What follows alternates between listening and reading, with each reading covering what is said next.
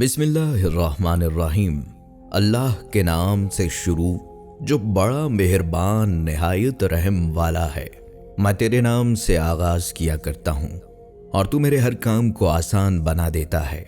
السلام علیکم خواتین و حضرات۔ کل کی ویڈیو میں ہم نے آپ صلی اللہ علیہ وآلہ وسلم کے مبارک سفر یعنی سدرۃ المنتہا تک کے سفر کی تمام تر تفصیلات آپ کے ساتھ شیئر کی۔ آپ اللہ تعالیٰ سے ہم کلام ہوئے اور نماز کی ابتدا کیسے ہوئی۔ آج کی اس ویڈیو میں ہم آپ کو بتائیں گے ہجرت کا آغاز کیسے ہوا اور آپ صلی اللہ علیہ وآلہ وسلم کو قتل کرنے کی سازش کیوں کر بنائی گئی، غار ثور میں کیا واقعہ پیش آیا اور 100 اونٹنیوں کا انعام کسے دیا گیا۔ اگر آپ چاہتے ہیں کہ آپ کے علم میں بھی اضافہ ہو تو اس ویڈیو کو مکمل دیکھیے گا، اور اگر آپ چاہتے ہیں کہ دوسروں کے علم میں بھی اضافہ ہو تو اس ویڈیو کو دوسروں تک لازمی شیئر کیجیے گا۔ اگلے سال قبیلہ خزرج کے 10 اور قبیلہ اوس کے 2 آدمی مکہ آئے۔ ان میں سے 5 وہ تھے جو پچھلے سال عقبہ میں آپ صلی اللہ علیہ وآلہ وسلم سے مل کر گئے تھے۔ ان لوگوں سے بھی آپ صلی اللہ علیہ وآلہ وسلم نے بیعت لی تھی۔ حضور صلی اللہ علیہ وآلہ وسلم نے ان کے سامنے سورہ نساء کی آیات تلاوت فرمائیں۔ بیعت کے بعد جب یہ لوگ واپس مدینہ جانے لگے تو آپ صلی اللہ علیہ وآلہ وسلم نے ان کے ساتھ حضرت عبداللہ ابن مکتوم رضی اللہ تعالیٰ عنہ کو بھیجا۔ آپ صلی اللہ علیہ وآلہ وسلم نے حضرت مصعب بن عمیر رضی اللہ تعالیٰ عنہ کو بھی ان کے ساتھ بھیجا تاکہ وہ نئے مسلمانوں کو دین سکھائیں، قرآن کی تعلیم دیں۔ انہیں قاری کہا جاتا تھا۔ یہ مسلمانوں میں سب سے پہلے آدمی ہیں جنہیں قاری کہا گیا۔ حضرت مصعب بن عمیر رضی اللہ تعالیٰ عنہ نے وہاں کے مسلمانوں کو نماز پڑھانا شروع کی۔ سب سے پہلے جمعہ بھی انہوں نے ہی پڑھایا تھا۔ جمعہ کی نماز اگرچہ مکہ معظمہ میں فرض ہو چکی تھی، لیکن وہاں مشرکین کی وجہ سے مسلمان جمعہ کی نماز ادا نہ کر سکے۔ سب سے پہلا جمعہ پڑھنے والوں کی تعداد 40 تھی۔ حضرت مصعب بن عمیر رضی اللہ تعالیٰ عنہ نے مدینہ منورہ میں دین کی تبلیغ شروع کی تو حضرت سعد بن معاذ اور ان کے چچا زاد بھائی حضرت اسد بن حضیر رضی اللہ تعالیٰ عنہ ان کے ہاتھ پر مسلمان ہو گئے۔ ان کے اسلام لانے کے بعد مدینہ میں اسلام اور زیادہ تیزی سے پھیلنے لگا۔ اس کے بعد حضرت مصعب بن عمیر رضی اللہ تعالیٰ عنہ حج کے دنوں میں واپس مکہ پہنچے۔ مدینہ منورہ میں اسلام کی کامیابیوں کی خبر سن کر آپ صلی اللہ علیہ وآلہ وسلم بہت زیادہ خوش ہوئے۔ مدینہ منورہ میں جو لوگ اسلام لا چکے تھے ان میں سے جو لوگ حج کے لیے آئے تھے، فارغ ہونے کے بعد انہوں نے مینا میں رات کے وقت آپ صلی اللہ علیہ وآلہ وسلم سے ملاقات کی۔ جگہ اور وقت پہلے ہی طے کر لیا گیا تھا۔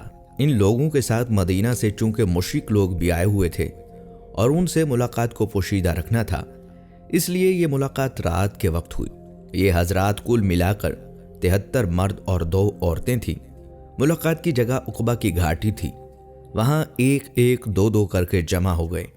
اس مجمع میں 11 آدمی قبیلہ اوس کے تھے۔ پھر آپ صلی اللہ علیہ وآلہ وسلم تشریف لے کر آئے۔ آپ صلی اللہ علیہ وآلہ وسلم کے چچا حضرت عباس بن عبد المطلب رضی اللہ تعالیٰ عنہ بھی ساتھ تھے۔ ان کے علاوہ اس وقت آپ صلی اللہ علیہ وآلہ وسلم کے ساتھ کوئی نہ تھا۔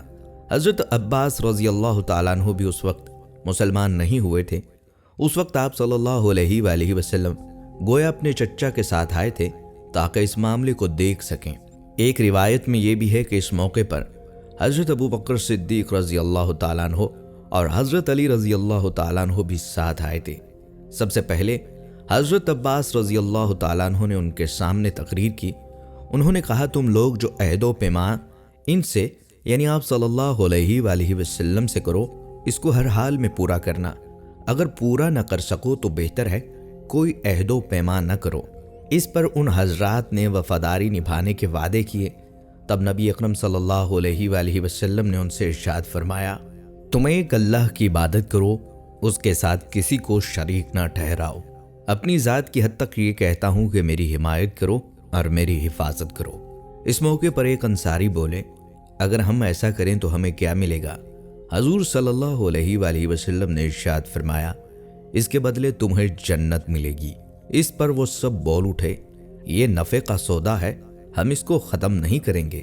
اب ان سب نے آپ صلی اللہ علیہ وآلہ وسلم سے بیعت کی، حضور صلی اللہ علیہ وآلہ وسلم کی حفاظت کا وعدہ کیا۔ حضرت براء بن معرور رضی اللہ تعالیٰ عنہ نے کہا، ہم ہر حالت میں آپ کا ساتھ دیں گے آپ کی حفاظت کریں گے۔ حضرت برہ بن معرور رضی اللہ تعالیٰ عنہ یہ الفاظ کہہ رہے تھے کہ ابو الہیثم بن تحیان رضی اللہ تعالیٰ عنہ بول اٹھے، چاہے ہم پیسے کو محتاج ہو جائیں اور ہمیں قتل کر دیا جائے، ہم ہر قیمت پر اللہ کے رسول کا ساتھ دیں گے۔ اس وقت حضرت عباس رضی اللہ تعالیٰ عنہ بولے، ذرا آہستہ آواز میں بات کرو، کہیں مشرک ہماری آوازیں نہ سن لیں۔ اس موقع پر حضرت ابو الہیثم رضی اللہ تعالیٰ عنہ نے عرض کیا، ہمارے اور یہودیوں کے درمیان کچھ معاہدے ہیں، اب ہم ان کو توڑ رہے ہیں، ایسا تو نہیں ہوگا کہ آپ ہمیں چھوڑ کر مکہ آ جائیں۔ یہ سن کر حضور صلی اللہ علیہ وآلہ وسلم مسکرائے اور فرمایا، بلکہ میرا خون اور تمہارا خون ایک ہے، جس سے تم جنگ کرو گے اس سے میں بھی جنگ کروں گا، جسے تم پناہ دو گے میں اسے پناہ دوں گا۔ پھر آپ صلی اللہ علیہ وآلہ وسلم نے ان میں سے 12 آدمی الگ کیے، ان میں سے 9 خزرج میں سے اور 3 اوس میں سے تھے۔ آپ صلی اللہ علیہ وآلہ وسلم نے ان سے فرمایا، تم میرے جان نثار ہو، تم میرے نقیب ہو۔ ان 12 حضرات میں یہ شامل تھے سعد بن عبادہ، اسعد بن رواحہ، براہ بن معرور، ابو الہیثم بن تحیان، اسید بن حزیر، عبداللہ بن عمرو، عبادہ بن سامت اور رافع بن مالک رضی اللہ تعالیٰ عنہم۔ ان میں سے ہر ایک اپنے اپنے قبیلے کا نمائندہ تھا۔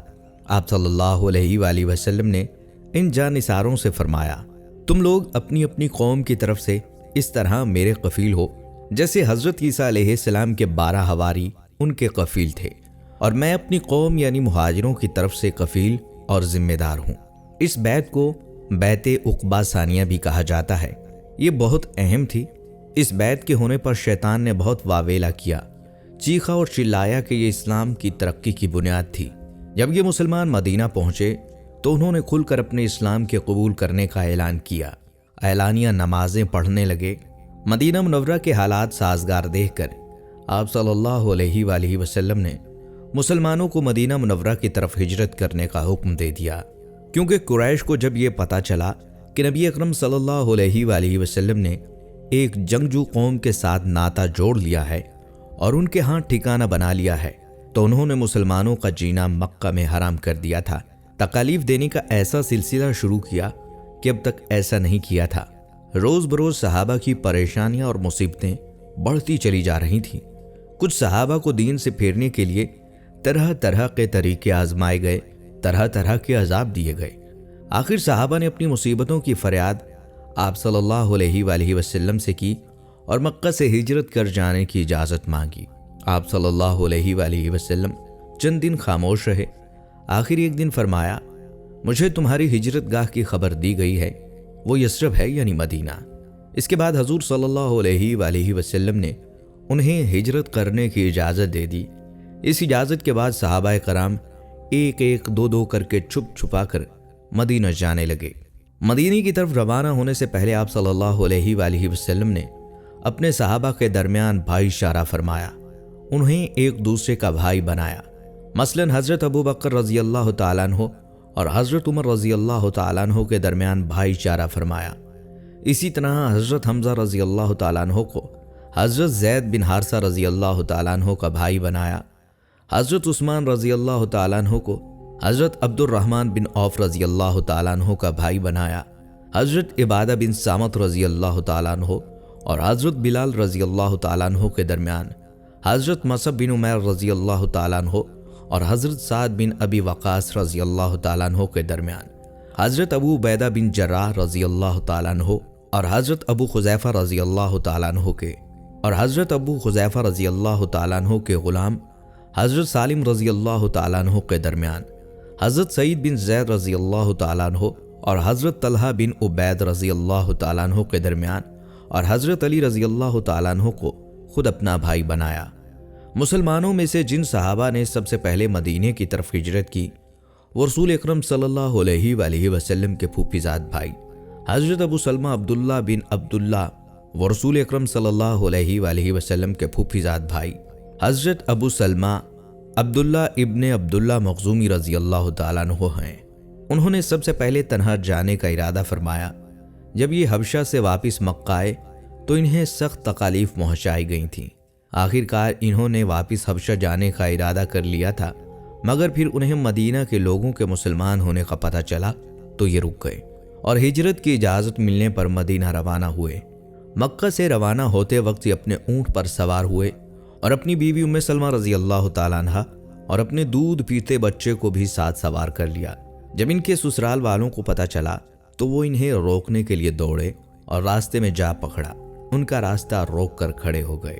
انہوں نے ان کے اونٹ کی مہار پکڑی اور بولے، اے ابو سلمہ، تم اپنے بارے میں اپنی مرضی کے مختار ہو، مگر ام سلمہ ہماری بیٹی ہے، ہم یہ گوارا نہیں کر سکتے کہ تم اسے اپنے ساتھ لے جاؤ۔ یہ کہہ کر انہوں نے ام سلمہ رضی اللہ تعالیٰ عنہا کے اونٹ کی لگام کھینچ لی۔ اسی وقت ابو سلمہ کے خاندان کے لوگ وہاں پہنچے اور بولے، ابو سلمہ کا بیٹا ہمارے خاندان کا بچہ ہے، جب تم نے اپنی بیٹی کو اس کے قبضے سے چھڑا لیا تو ہم بھی اپنے بچے کو اس کے ساتھ نہیں جانے دیں گے۔ یہ کہہ کر انہوں نے بچے کو چھین لیا۔ اس طرح ان ظالموں نے حضرت ابو سلمہ رضی اللہ تعالیٰ عنہ کو ان کی بیوی سے اور بچے سے جدا کر دیا۔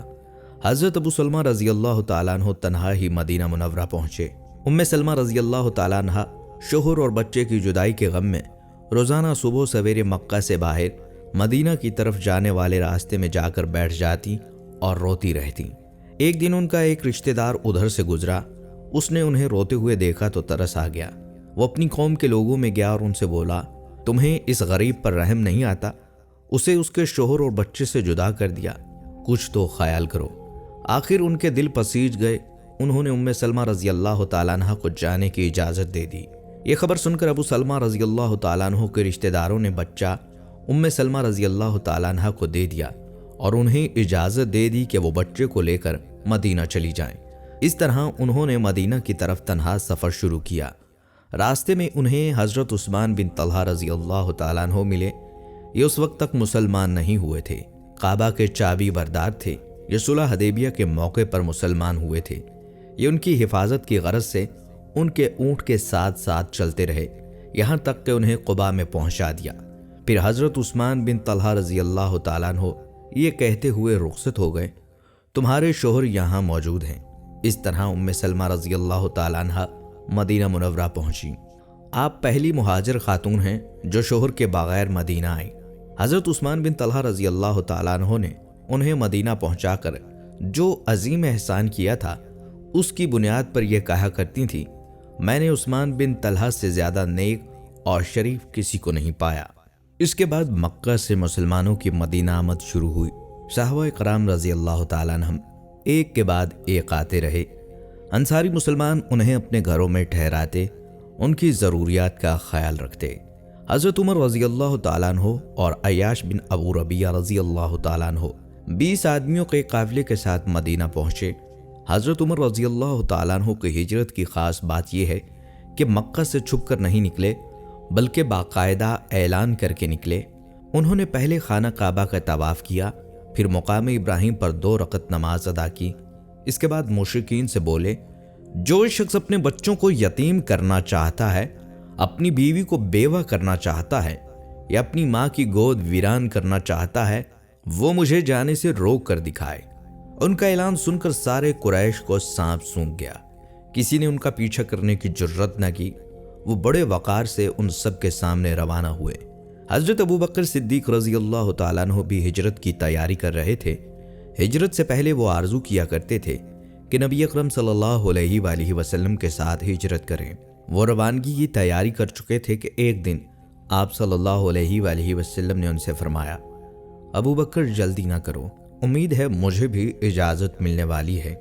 چنانچہ حضرت ابوبکر صدیق رضی اللہ تعالیٰ عنہ رک گئے۔ انہوں نے ہجرت کے لیے 2 اونٹنیاں تیار کر رکھی تھیں۔ انہوں نے ان دونوں کو 800 درہم میں خریدا تھا اور انہیں 4 ماہ سے کھلا پلا رہے تھے۔ ادھر مشرکین نے جب یہ دیکھا کہ مسلمان ہجرت کر کے مدینہ جا رہے ہیں اور مدینہ کے رہنے والے بڑے جنگجو ہیں، وہاں جا کر مسلمان روز بروز طاقت پکڑتے چلے جائیں گے، تو انہیں یہ خوف محسوس ہوا کہ اللہ کے رسول بھی کہیں مدینہ نہ چلے جائیں اور وہاں انصار کے ساتھ مل کر ہمارے خلاف جنگ کی تیاری نہ کرنے لگ جائیں۔ تو وہ سب جمع ہوئے اور سوچنے لگے کہ کیا قدم اٹھائیں۔ ایک قریش کے دارالنداء میں جمع ہوئے۔ دارالنداء ان کے مشورہ کرنے کی جگہ تھی۔ یہ پہلا پختہ مکان تھا جو مکہ میں تعمیر ہوا۔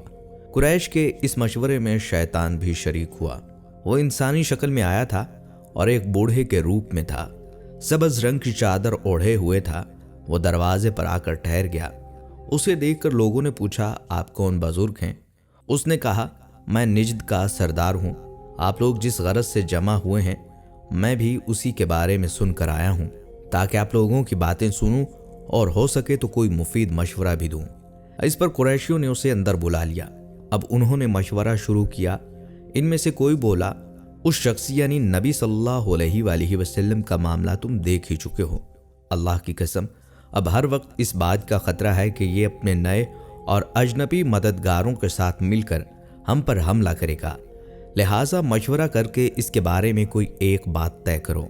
वहां पर मौजूद एक शख्स ने कहा, उसे बेड़ियां पहनाकर एक कोठड़ी में बंद कर दो और उसके बाद कुछ अरसा तक इंतजार करो, ताकि उसकी भी वही हालत हो जाए जो जैसे शायरों की हो चुकी है, और ये भी कि उन्हीं की तरह मौत का शिकार हो जाए। इस पर शैतान ने कहा, हरगिज नहीं, ये राय बिल्कुल गलत है। ये खबर उसके साथियों तक पहुंच जाएगी, वो तुम पर हमला कर देंगे और अपने साथी को निकाल कर ले जाएंगे।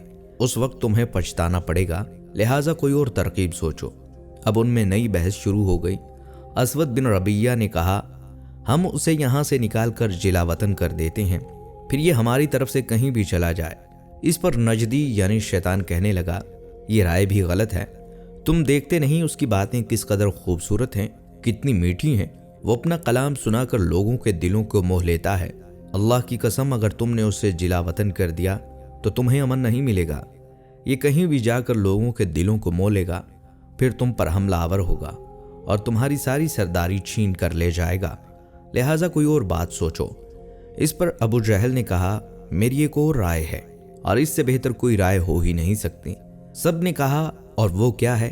अबू जहल कहने लगा, आप लोग हर खानदान और हर कबीले का एक एक बहादुर और ताकतवर नौजवान लें, हर एक को तलवार दें, उन सबको मोहम्मद पर हमला करने के लिए सुबह सवेरे भेजें। वो सब एक साथ उस पर अपनी तलवारों का एक भरपूर वार करें, इस तरह उसे कत्ल कर दें। इससे ये होगा कि इसके कत्ल में सारे कबीले शामिल हो जाएंगे। लिहाजा मोहम्मद के ख़ानदान वालों में इतनी ताकत नहीं होगी कि वो उन सब से जंग करें। लिहाजा वो खून बहा यानी फिदिये की रकम लेने पर आमादा हो जाएंगे, वो हम उन्हें देंगे नहीं। इस पर शैतान खुश होकर बोला, हाँ, ये है आला राय। मेरे ख्याल में इससे अच्छी कोई राय हो ही नहीं सकती। चुनाचा इस राय को सब ने मंजूर कर लिया।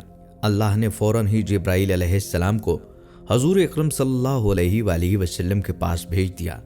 उन्होंने अर्ज किया, आप रोज़ाना जिस बिस्तर पर सोते हैं आज उस पर ना सोएं।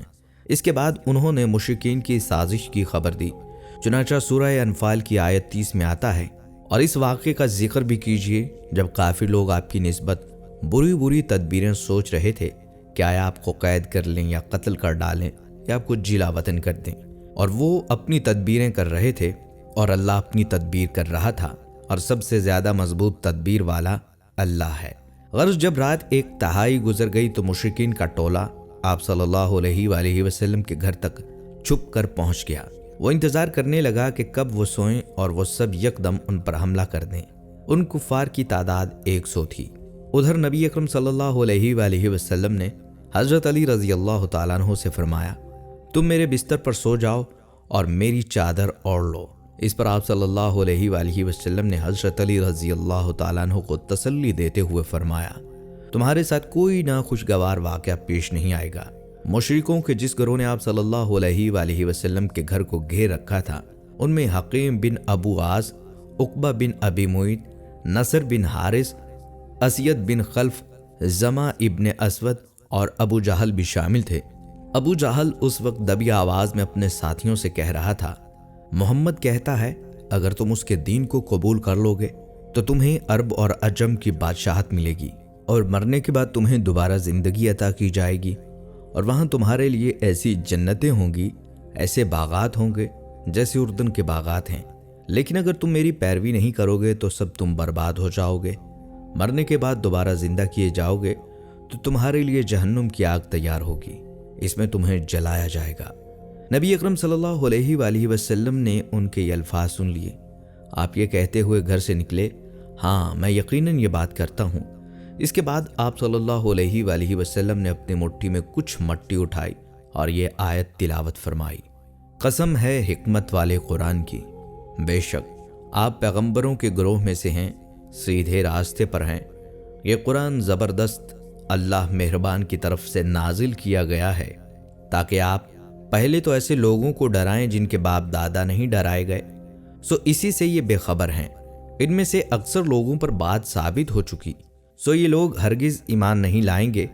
ہم نے ان کی گردنوں میں توق ڈال دیے ہیں، پھر وہ ٹھوڑیوں تک اڑ گئے جس سے ان کے سر اوپر کو اٹھ گئے ہیں، اور ہم نے ایک آڑ ان کے سامنے کر دی ہے اور ایک آڑ ان کے پیچھے کر دی ہے، جس سے ہم نے انہیں ہر طرف سے پردوں سے گھیر دیا ہے، سو وہ دیکھ نہیں سکتے۔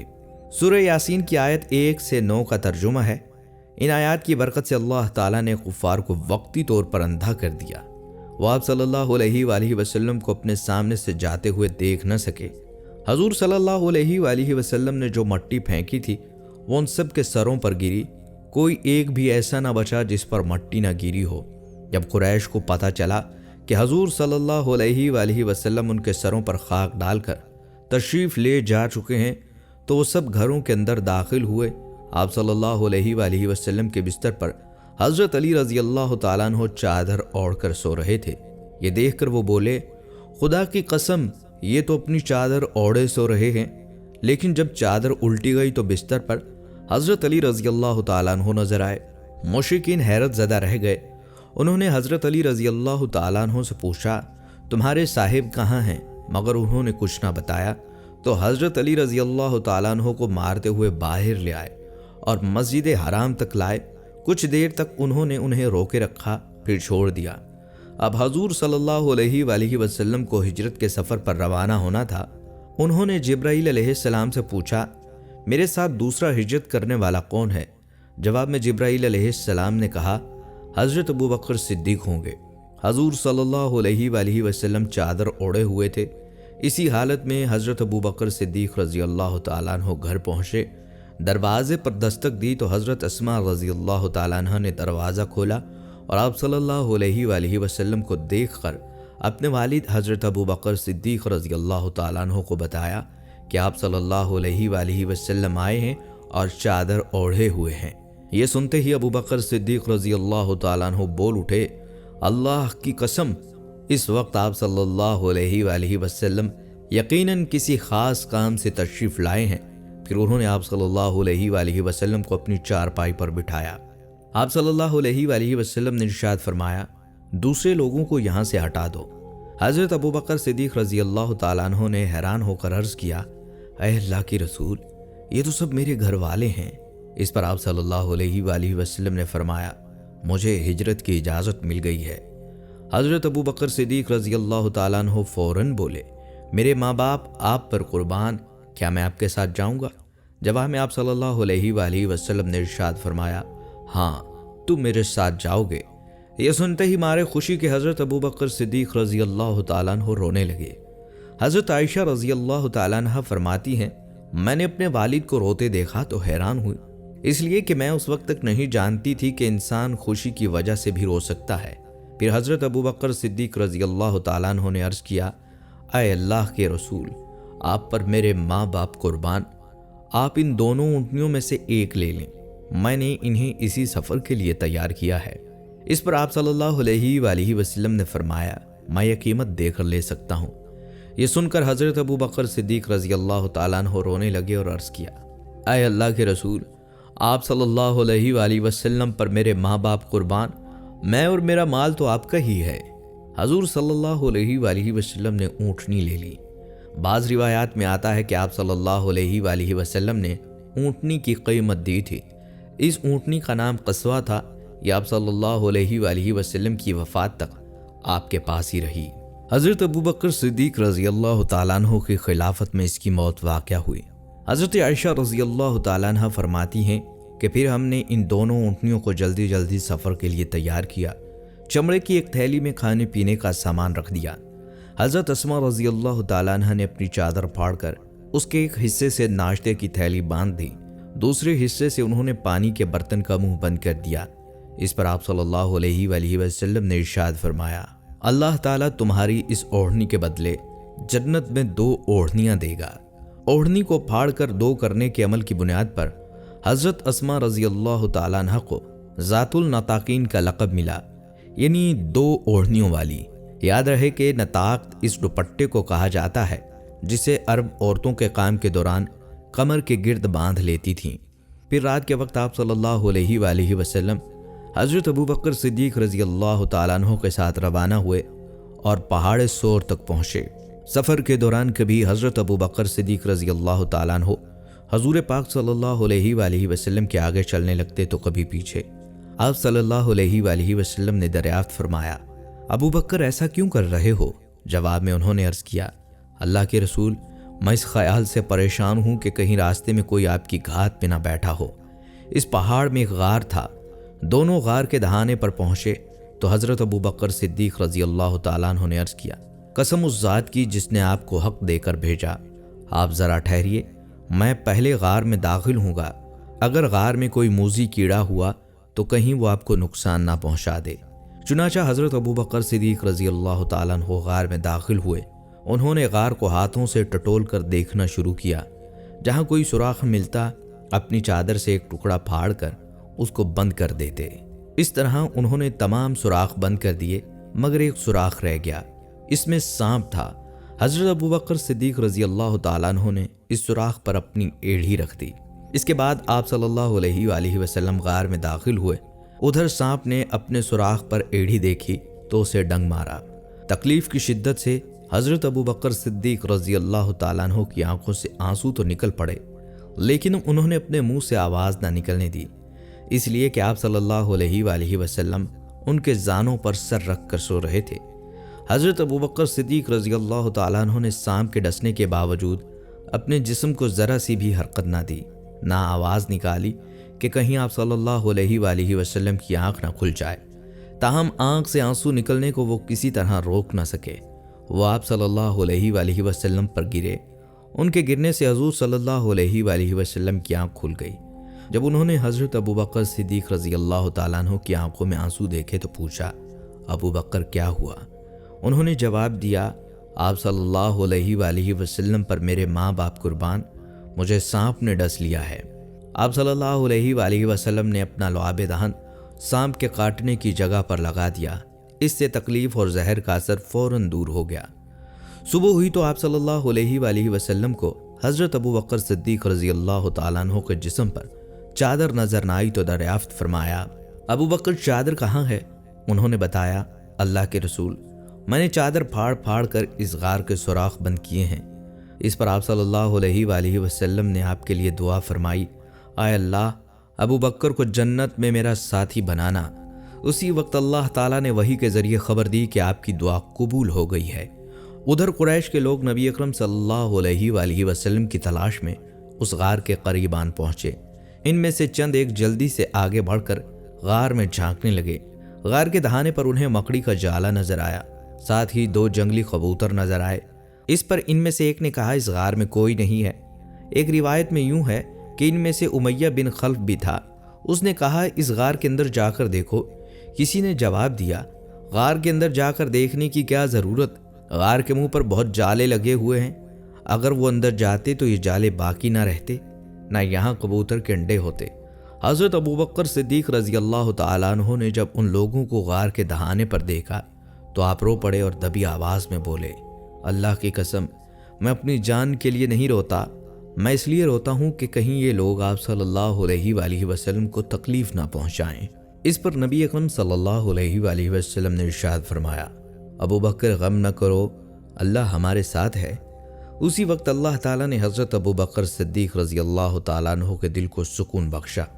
ان حالات میں ابوبکر صدیق رضی اللہ تعالیٰ عنہ کو پیاس محسوس ہوئی۔ انہوں نے حضرت صلی اللہ علیہ وآلہ وسلم سے پیاس کا ذکر کیا تو آپ نے ارشاد فرمایا، اس غار کے درمیان میں جاؤ اور پانی پی لو۔ صدیق اکبر رضی اللہ تعالیٰ عنہ اٹھ کر غار کے درمیان میں پہنچے۔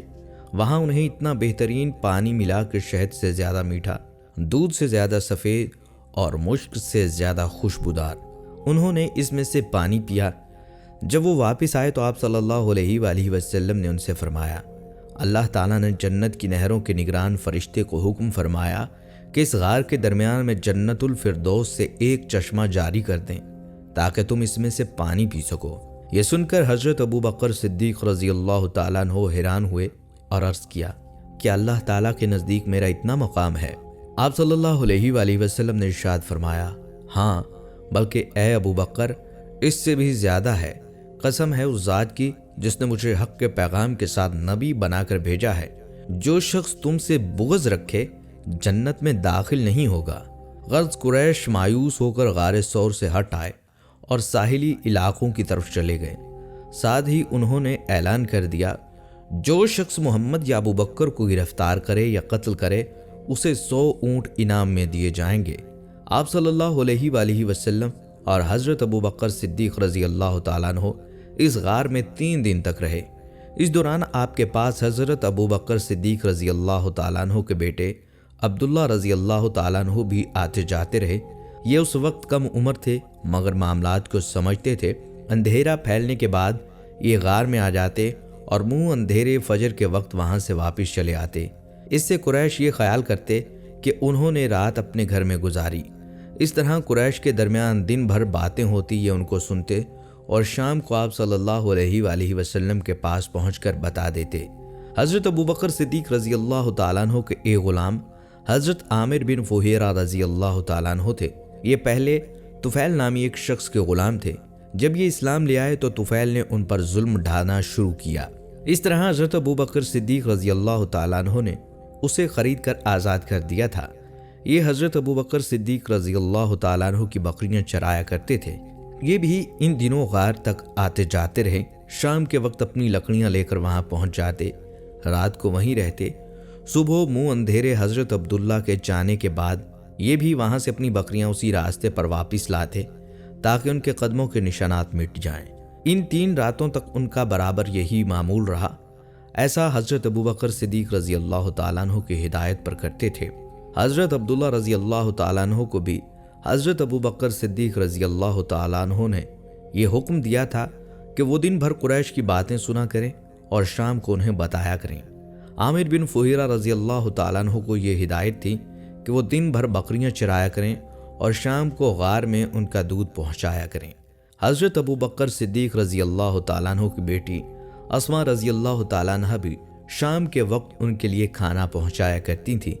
ان 3 کے علاوہ اس غار کا کسی کو پتہ نہ تھا۔ 3 دن اور 3 راتیں گزرنے پر آپ صلی اللہ علیہ وآلہ وسلم نے حضرت اسماء رضی اللہ تعالیٰ عنہ سے فرمایا، اب تم علی کے پاس جاؤ، انہیں غار کے بارے میں بتا دو اور ان سے کہو وہ کسی رہبر کا انتظام کر دیں۔ آج رات کا کچھ پہر گزرنے کے بعد وہ رہبر یہاں آ جائے۔ چنانچہ حضرت اسماء رضی اللہ تعالیٰ عنہ سیدھی حضرت علی رضی اللہ تعالیٰ عنہ کے پاس آئیں، انہیں آپ کا پیغام دیا۔ حضرت علی رضی اللہ تعالیٰ عنہ نے فوراً اجرت پر ایک راہبر کا انتظام کیا۔ اس کا نام اریق ابن عبداللہ تھا۔ یہ رہبر رات کے وقت پہنچا۔ نبی اکرم صلی اللہ علیہ وآلہ وسلم نے جو ہی اونٹ کے بلبلانے کی آواز سنی، آپ فوراً ابو بکر صدیق رضی اللہ تعالیٰ عنہ کے ساتھ غار سے نکل آئے اور راہبر کو پہچان لیا۔ آپ صلی اللہ علیہ وآلہ وسلم اور حضرت ابو بکر صدیق رضی اللہ تعالیٰ عنہ اونٹوں پر سوار ہو گئے۔ اس سفر میں حضرت ابو بکر صدیق رضی اللہ تعالیٰ عنہ نے اپنے بیٹے حضرت عبداللہ رضی اللہ تعالیٰ عنہ کے ذریعے اپنے گھر سے وہ رقم بھی منگوا لی تھی جو وہاں موجود تھی۔ یہ رقم 4-5 ہزار درہم تھی۔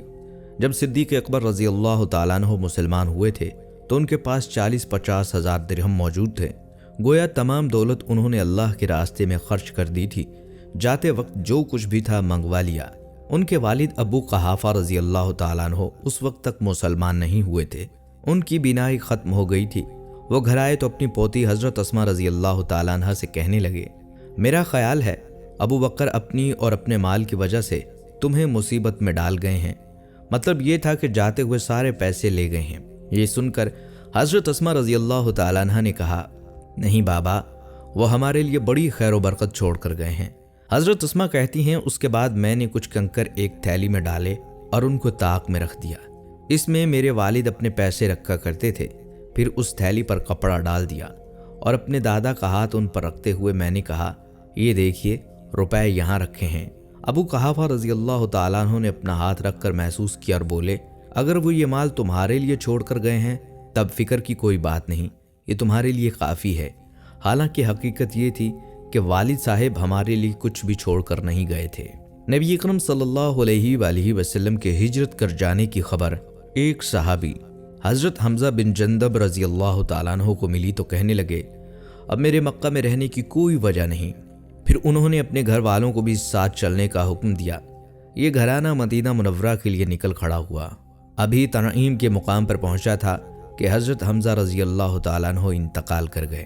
اس واقعے پر اللہ تعالیٰ نے سورہ نساء میں یہ آیات نازل فرمائیں، اور جو شخص اپنے گھر سے اس نیت سے نکل کھڑا ہوا کہ اللہ اور اس کے رسول کی طرف ہجرت کرے گا، پھر اسے موت آ پکڑے، تب بھی اس کا ثواب اللہ تعالیٰ کے ذمہ ثابت ہو گیا، اور اللہ بڑے مغفرت کرنے والے ہیں، بڑی رحمت کرنے والے ہیں۔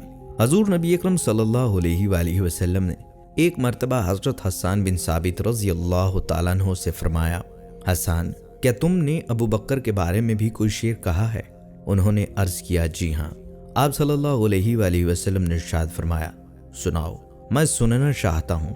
حضرت حسان بن ثابت رضی اللہ تعالیٰ عنہ بہت بڑے شاعر تھے، ان کو شاعر رسول کا خطاب بھی ملا۔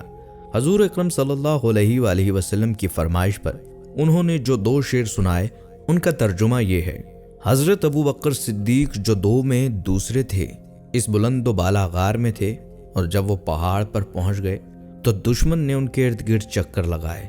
یہ آپ صلی اللہ علیہ وآلہ وسلم کے عاشق ذات تھے، جیسا کہ ایک دنیا جانتی ہے، اور اس عشق رسول میں ان کا کوئی ثانیہ برابر نہیں تھا۔ یہ سن کر آپ صلی اللہ علیہ وآلہ وسلم مسکرانے لگے، یہاں تک کہ آپ کے دانت مبارک نظر آئے۔ پھر ارشاد فرمایا تم نے سچ کہا حسان، وہ ایسے ہی ہیں جیسا تم نے کہا، وہ غار والے کے نزدیک یعنی میرے نزدیک سب سے پیارے ہیں، کوئی دوسرا شخص ان کی برابری نہیں کر سکتا۔ حضرت انس رضی اللہ تعالیٰ عنہ سے روایت ہے کہ رسول اللہ صلی اللہ علیہ وآلہ وسلم نے ارشاد فرمایا میری امت پر ابو بکر کی محبت واجب ہے۔ غار سے نکل کر آپ صلی اللہ علیہ وآلہ وسلم اور حضرت ابو بکر صدیق رضی اللہ تعالیٰ عنہ اونٹوں پر سوار ہوئے اور راہبر کے ساتھ سفر شروع کیا۔ حضرت عامر بن فہیرہ رضی اللہ تعالیٰ عنہ بھی حضرت ابو بکر صدیق کے ساتھ اونٹ پر سوار تھے۔ غرض یہ کہ مختصر سا قافلہ روانہ ہوا۔ راہبر انہیں ساحل سمندر کے راستے سے لے جا رہا تھا۔ راستے میں کوئی ملتا اور ابو بکر سے پوچھتا یہ تمہارے ساتھ کون ہیں؟ تو آپ جواب میں فرماتے میرے ساتھ میرے راہبر ہیں، یعنی مجھے راستہ دکھانے والے ہیں۔ ان کا مطلب تھا کہ دین کا راستہ دکھانے والے ہیں، مگر پوچھنے والے اس گول مول سے جواب سے یوں ہی سمجھتے یہ کوئی راہبر یعنی گائیڈ ہے جو ساتھ ساتھ جا رہا ہے۔ حضرت ابو بکر صدیق رضی اللہ تعالیٰ عنہ کے اس طرح جواب دینے کی وجہ یہ تھی کہ نبی صلی اللہ علیہ وآلہ وسلم نے ہدایت دی تھی کہ لوگوں کو میرے پاس سے ٹالتے رہنا، یعنی اگر کوئی میرے بارے میں پوچھے تو تم زو مانی یعنی گول مول جواب دینا، کیونکہ نبی صلی اللہ علیہ وآلہ وسلم کے لیے کسی صورت میں جھوٹ بولنا مناسب نہیں، چاہے کسی بھی لحاظ سے ہو۔ چنانچہ جو شخص بھی آپ صلی اللہ علیہ وآلہ وسلم کے بارے میں سوال کرتا، حضرت ابو بکر صدیق رضی اللہ تعالیٰ عنہ یہی جواب دیتے۔ وہ ان راستوں سے اکثر تجارت کے لیے جاتے تھے تو لوگ انہیں کثرت سے جانتے تھے، ان سے کسی نے یہ نہیں پوچھا کہ آپ کون ہیں۔ ادھر قریش نے 100 اونٹنیوں کے انعام کا اعلان کیا۔ یہ اعلان سراقہ بن مالک رضی اللہ تعالیٰ عنہ نے بھی سنا، اس وقت ایمان نہیں لائے تھے۔ سراقہ رضی اللہ تعالیٰ عنہ خود اپنی کہانی ان الفاظ میں سناتے ہیں، میں نے یہ اعلان سنا ہی تھا کہ میرے پاس ساحلی بستی کا ایک آدمی آیا۔ اس نے کہا اے سراقہ، میں نے کچھ لوگوں کو ساحل کے قریب جاتے دیکھا ہے اور میرا خیال ہے وہ محمد اور ان کے ساتھی ہیں۔ مجھے بھی یقین ہو گیا کہ وہ آپ صلی اللہ علیہ وآلہ وسلم اور ان کے ساتھی ہی ہو سکتے ہیں۔ چنانچہ میں اٹھا، گھر گیا اور اپنی باندی کو حکم دیا کہ میری گھوڑی نکال کر چپکے سے وادی میں پہنچا دے اور وہیں ٹھہر کر میرا انتظار کرے۔ اس کے بعد میں نے اپنا نیزہ نکالا اور اپنے گھر کے پچھلی طرف سے نکل کر وادی میں پہنچا۔ اس رازداری کا مقصد یہ تھا کہ میں اکیلا ہی کام کر ڈالوں اور 100 اونٹنیوں کا انعام حاصل کر لوں۔ میں نے اپنی زرہ بھی پہن لی تھی، پھر میں اپنی گھوڑی پر سوار ہو کر اس طرف روانہ ہو گیا۔ میں نے اپنی گھوڑی کو بہت تیز دوڑایا، یہاں تک کہ آخر کار میں آپ صلی اللہ علیہ وآلہ وسلم سے کچھ فاصلے پر پہنچ گیا، لیکن اسی وقت میری گھوڑی کو ٹھوکر لگی اور وہ منہ کے بل نیچے گری۔ میں بھی نیچے گرا، پھر گھوڑی اٹھ کر ہنانے لگی۔ میں اٹھا، میرے ترکش میں فال کے تیر تھے۔ یہ وہ تیر تھے جن سے عرب کے لوگ فال نکالا کرتے تھے۔ ان میں سے کسی تیر پر لکھا ہوتا کرو، اور کسی پر لکھا ہوتا نہ کرو۔ میں نے ان میں سے ایک تیر لیا اور فال نکالی، یعنی جاننا چاہتا تھا یہ کام کروں یا نہ کروں۔ فال میں انکار نکلا، یعنی یہ کام نہ کرو، لیکن یہ بات میری مرضی کے خلاف تھی۔ میں 100 اونٹنیوں کا انعام حاصل کرنا چاہتا تھا۔ نا والا تیر نکلنے کے باوجود گھوڑی پر سوار ہو کر آگے بڑھا، یہاں تک کہ آپ صلی اللہ علیہ وآلہ وسلم کے قریب پہنچ گیا، جو کہ اس وقت قرآن مجید کی تلاوت کر رہے تھے اور پیچھے مڑ کر نہیں دیکھ رہے تھے۔ البتہ حضرت ابو بکر صدیق رضی اللہ تعالیٰ عنہ بار بار مڑ کر دیکھ رہے تھے۔ اس وقت میری گھوڑی کی اگلی دونوں ٹانگیں گھٹنوں تک زمین میں دھنس گئی، حالانکہ زمین پتھریلی تھی۔ میں گھوڑی سے اترا، اسے ڈانٹا، وہ کھڑی ہو گئی، لیکن اس کی ٹانگیں ابھی تک زمین میں دھنسی ہوئی تھی، وہ زمین سے نہ نکل رہی تھی۔ میں نے پھر فال نکالی، انکار والا تیر نکلا۔ آخر میں پکار اٹھا، میری طرف دیکھیے، میں آپ کو کوئی نقصان نہیں پہنچاؤں گا اور نہ ہی میری طرف سے آپ کو کوئی ناگوار بات پیش کی جائے گی۔ میں سراقہ بن مالک ہوں، آپ کا ہمدرد ہوں، آپ کو نقصان پہنچانے والا نہیں ہوں۔ مجھے معلوم نہیں کہ میری بستی کے لوگ بھی آپ کی طرف روانہ ہو چکے ہیں یا نہیں۔ یہ کہنے سے میرا مطلب تھا کہ اگر کچھ اور لوگ اس طرف آ رہے ہوں گے تو میں انہیں روک دوں گا۔ اس پر آپ صلی اللہ علیہ وآلہ وسلم نے حضرت ابو بکر صدیق رضی اللہ تعالیٰ عنہ سے فرمایا، اس سے پوچھو یہ کیا چاہتا ہے۔ اب میں نے اپنے بارے میں بتایا، اپنے ارادے کے بارے میں بتا دیا اور بولا، آپ بس دعا کر دیجئے کہ میری گھوڑی کی ٹانگیں زمین سے نکل آئیں۔ میں وعدہ کرتا ہوں اب آپ کا پیچھا نہیں کروں گا۔ نبی اکرم صلی اللہ علیہ وآلہ وسلم نے دعا فرمائی۔ آپ کے دعا فرماتے ہی حضرت سراقہ رضی اللہ تعالیٰ عنہ کی گھوڑی کے پاؤں زمین سے نکل آئے۔ گھوڑی کے پاؤں جو ہی باہر آئے، سراقہ رضی اللہ تعالیٰ عنہ اس پر سوار ہوئے اور آپ صلی اللہ علیہ وآلہ وسلم کی طرف بڑھے۔ آپ صلی اللہ علیہ وآلہ وسلم نے دعا فرمائی، اے اللہ ہمیں اس سے باز رکھ۔ اس دعا کے ساتھ ہی گھوڑی پیٹ تک زمین میں دھنس گئی۔ اب انہوں نے کہا، اے محمد، میں قسم کھا کر کہتا ہوں مجھے اس مصیبت سے نجات دلا دیں، میں آپ کا ہمدرد ثابت ہوں گا۔ نبی اکرم صلی اللہ علیہ وآلہ وسلم نے ارشاد فرمایا، اے زمین اسے چھوڑ دے۔ یہ فرمانا تھا کہ ان کی گھوڑی زمین سے نکل آئی۔ بعض تفاسیر میں لکھا ہے کہ سراقہ رضی اللہ تعالیٰ عنہ نے 7 مرتبہ وعدہ خلافی کی، ہر بار ایسا ہی ہوا۔ بعض روایات میں ہے کہ ایسا 3 بار ہوا۔ آخر حضرت سراقہ رضی اللہ تعالیٰ عنہ سمجھ گئے کہ وہ آپ صلی اللہ علیہ وآلہ وسلم تک پہنچ نہیں سکتا، چنانچہ انہوں نے کہا، میں اب آپ کا پیچھا نہیں کروں گا، آپ میرے سامان میں سے کچھ لینا چاہیں تو لے لیں، سفر میں آپ کے کام آئے گا۔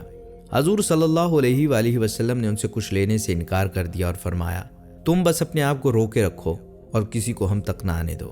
آپ صلی اللہ علیہ وآلہ وسلم نے سراقہ رضی اللہ تعالیٰ عنہ سے یہ بھی فرمایا، اے سراقہ، اس وقت تمہارا کیا حال ہوگا جب کسریٰ کے کنگن پہنائے جائیں گے؟ سراقہ رضی اللہ تعالیٰ عنہ حیران ہوتے ہوئے بولے، آپ نے کیا فرمایا؟ کسریٰ بادشاہ کے کنگن مجھے پہنائے جائیں گے؟ ارشاد فرمایا، ہاں ایسا ہی ہوگا۔